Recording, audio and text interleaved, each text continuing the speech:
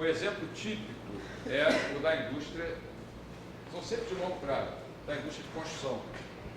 Isso aconteceu não só nos Estados Unidos, aconteceu na crise asiática, lá nos anos 90, em Hong Kong, isso aconteceu no Japão, na Espanha, nos Estados Unidos. Aqui está acontecendo ainda, está no boom. Aqui ainda está no boom, mas a gente pode esperar mais algum tempo aí. E em outros países também. Na Itália, de certa forma, também aconteceu. Essa é a quarta fase. Tudo de ruim acontece aí. Pior do que isso, só o Fluminense não ser campeão. Só acontece coisas ruins.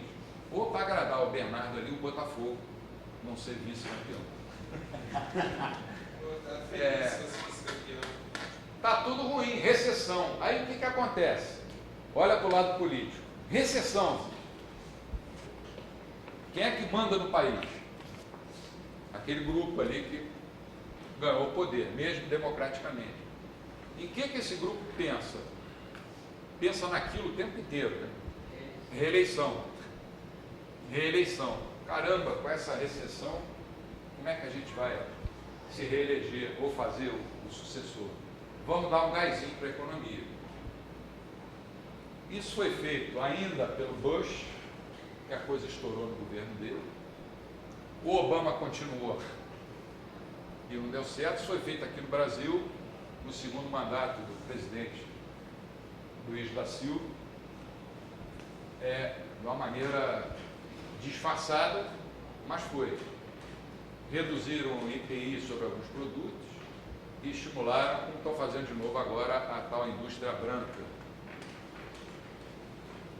Achando que, keynesianamente, não existe essa palavra, mas keynesianamente, que estimulando a demanda, você vai evitar a recessão. É o contrário, gente, é o contrário.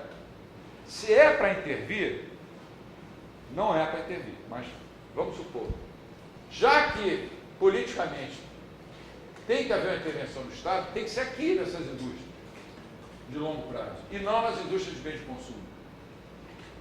Eles fazem tudo trocado. O rabo abana o cachorro.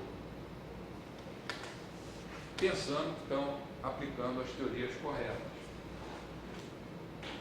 Então, a recessão ou depressão não é simplesmente um caso de desemprego generalizado crescente. Você olha para o PIB e vê, o PIB está caindo. Ih, desemprego generalizado crescente. A coisa está mal. Como a macroeconomia sempre analisa, né? Mas a questão é de desemprego, principalmente nos estágios de bens de capital e nos mercados que estão mais diretamente relacionados com esses setores, que são os setores de bens de ordens mais elevadas.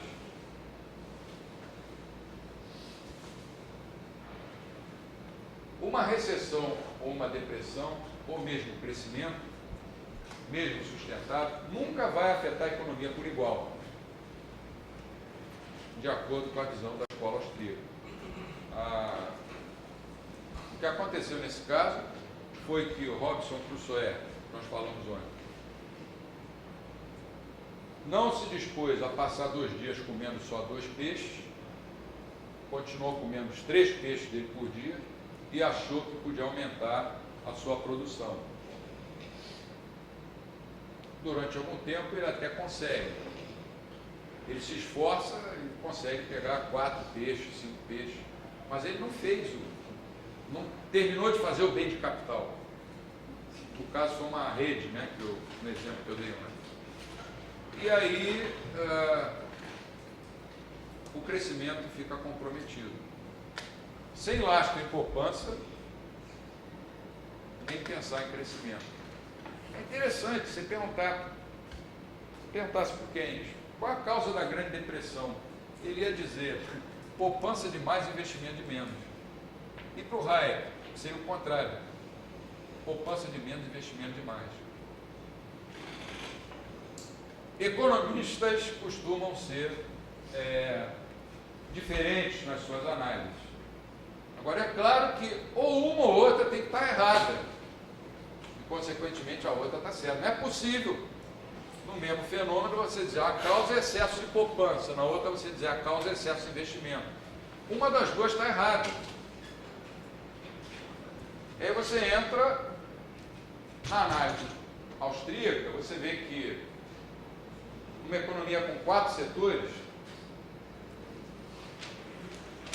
na época do boom, na fase do boom, o setor de bens de capital, que é a quarta ordem, ali, o bem de quarta ordem, cresce muito mais. E na hora da recessão, ele também é o que vai sofrer mais, ele vai afundar mais. Se você olha para o PIB, você não vê isso, porque o PIB é um agregado, é uma média dos 4. Esse resultado é muito importante, mas ninguém levou isso em consideração desde os anos 30. Não consigo entender como.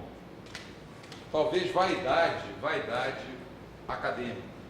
O mundo acadêmico é o mundo onde as vaidades estão a 1000 por hora. Porque as pessoas acham que sabem. Todo mundo estudou, claro, todo mundo é professor, é mestre, é doutor, pós-doutor, e geralmente as pessoas tendem a ser vaidosas. Eu acho que a gente tem que ter orgulho se a gente conseguir estudar. Eu me orgulho muito disso e dou graças a Deus aos meus pais que se esforçaram muito para isso. Mas é claro que nem eu nem ninguém pode deter o conhecimento total da área que a gente estuda. Até na escola austríaca, que é a minha especialidade, que eu venho estudando há bastante tempo, tem áreas em que eu me sinto menos à vontade e tem áreas que eu me sinto mais à vontade. Agora, no meio acadêmico, se você vai a uma reunião de departamento, por exemplo, você vê uma série de doutores falando, cada um deles, quando abre a boca, parece que está dizendo uma verdade incontestável. Essas coisas me incomodam muito no meio acadêmico. Por outro lado, se você for humilde demais, vão dizer assim, esse cara não sabe nada, por isso que ele fica quieto. E se você levantar um argumento austríaco, vão dizer, esse cara aí é, como é que falaram uma vez, hein? É uma seita. É uma seita. É uma seita. Os austríacos são uma seita. Paciência. No início isso me irritava muito. Hoje eu já levo na esportiva. Comparando a teoria macro com a teoria austríaca.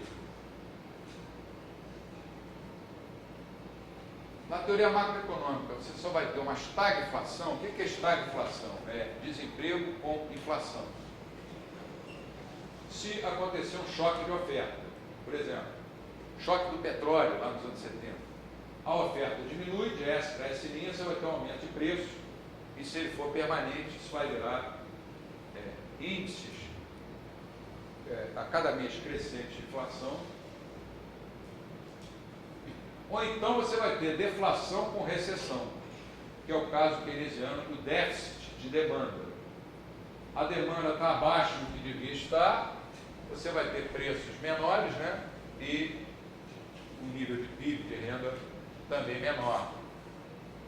Na teoria austríaca, você vai ter estagflação, no caso que a gente acabou de analisar anteriormente.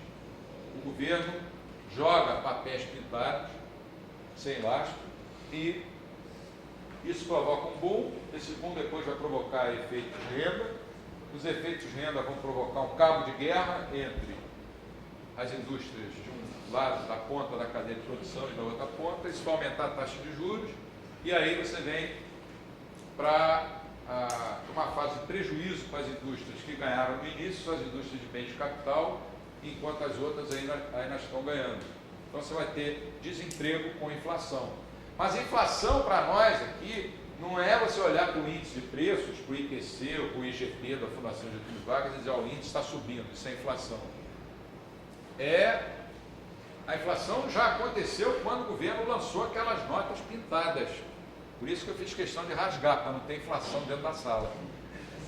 E nenhuma dessas moedas. Aliás, eu só usei moeda americana e brasileira. Devia ter trazido também moeda chinesa, euro. É a mesma coisa. Qualquer papel pintado com a cara de algum herói nacional, ou de um peixe, ou de um gafanhoto, vai provocar esse fenômeno. E a deflação com recessão acontece nesse caso aqui, que a estrutura de produção, toda ela empurrada para baixo. É uma economia que está em, como é que se diz? Usando uma linguagem um pouco técnica, depressão, e usando uma linguagem um pouco técnica, em parafuso. Entrou em parafuso. Aí vem a quinta fase, aí é que está o problema.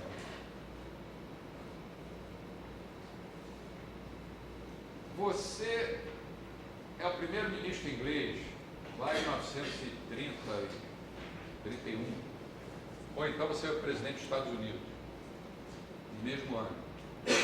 Aí pergunta a vocês, quem são os dois economistas mais conhecidos que podem me aconselhar a enfrentar a Grande Depressão? Bom, são dois caras, um é o Keynes e o outro é um austríaco que agora está morando em Londres. Como é que é o nome dele? Friedrich von Hayek. Hayek? É, com H. Com H. Pô, chama eles aqui. Primeiro, entra o Hayek e fala, olha, o que está acontecendo é o seguinte, os seus antecessores, os governos anteriores, emitiram moeda demais, gastaram mais do que podiam, a economia cresceu, mas era um crescimento artificial, que vai terminar por ele próprio. Quando os preços das indústrias de bens de capital pararem de cair e essas indústrias entrarem em colapso. Quando ele fala isso, quem tem um colapso é o presidente da República. Porque o cara não quer ouvir isso. Imagina o economista dizer para o primeiro-ministro ou para o presidente, não, espera, as indústrias vão entrar em colapso, mas depois vai ficar tudo bem. Mas o cara está falando a verdade. Ele não está mentindo. Ao mesmo tempo que o consumo vai diminuir em resposta à queda nas rendas setoriais. Isso vai acontecer, aí não diria para o presidente em termos de vetores, porque o presidente não ia entender, certamente, ele falaria verbalmente. Isso vai acontecer até que a estrutura de produção, que tem o lado da oferta e o lado da demanda, volte a coincidir, quer dizer, os dois vetores voltem a coincidir, embora certamente numa posição diferente daquela anterior ao ciclo. Aí o presidente, o primeiro-ministro, escuta isso e fala, tá legal, obrigado. Aí bota a mão no queixo assim, começa a pensar, de caramba, se eu fizer o que esse cara está recomendando, ele está dizendo para eu não fazer nada. Se eu não fizer nada, a oposição vai cair de pau em cima de mim. E quem me garante que ele está certo? Eu tenho que me reeleger. Manda entrar outro. Aí entrava o Keynes, com quase 2 metros de altura, com poder de convencimento fantástico. E dizia, olha, essa crise é porque está havendo um déficit de demanda. A demanda efetiva está menor do que devia ser, porque os investidores privados, que são guiados por espíritos animais e pelas forças obscuras do tempo e da ignorância, não estão querendo investir.